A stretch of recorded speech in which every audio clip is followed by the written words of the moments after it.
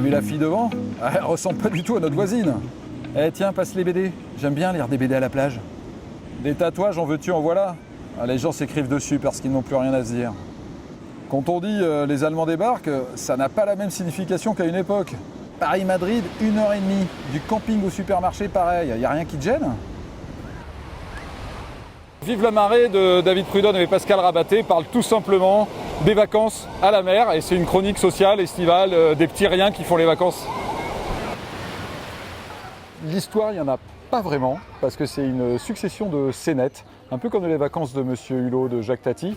Mais la grande particularité de la manière de raconter, c'est que c'est en fait une seule scène. Imaginez un long plan séquence, une sorte de travelling, et toutes les petites histoires s'enchaînent en une seule continuité. C'est une assez grosse particularité, c'est un peu un exploit narratif.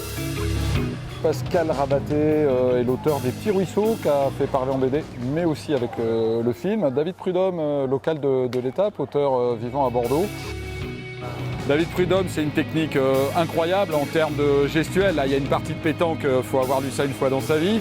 Mais c'est surtout un œil qui est capable de remarquer le petit détail qui fait la véracité d'un propos. C'est drôle plusieurs fois par page. Ça fait aussi réfléchir sur nos petits travers, pourquoi on s'engueule autant avec madame à la plage. Ça se moque un petit peu, mais toujours avec gentillesse, avec tendresse, parce qu'il y a les petits égoïsmes, les rivalités, les micro-tensions sociales entre différents milieux, le camping, le vacancier aisé, tout ça, etc.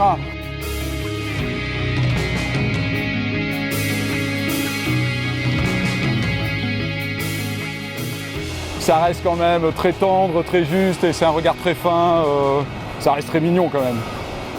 Donc il y a un plaisir total. Après, pour un libraire, il y a cet exploit technique d'un seul plan séquence dans une sorte de travelling qui est juste exceptionnel.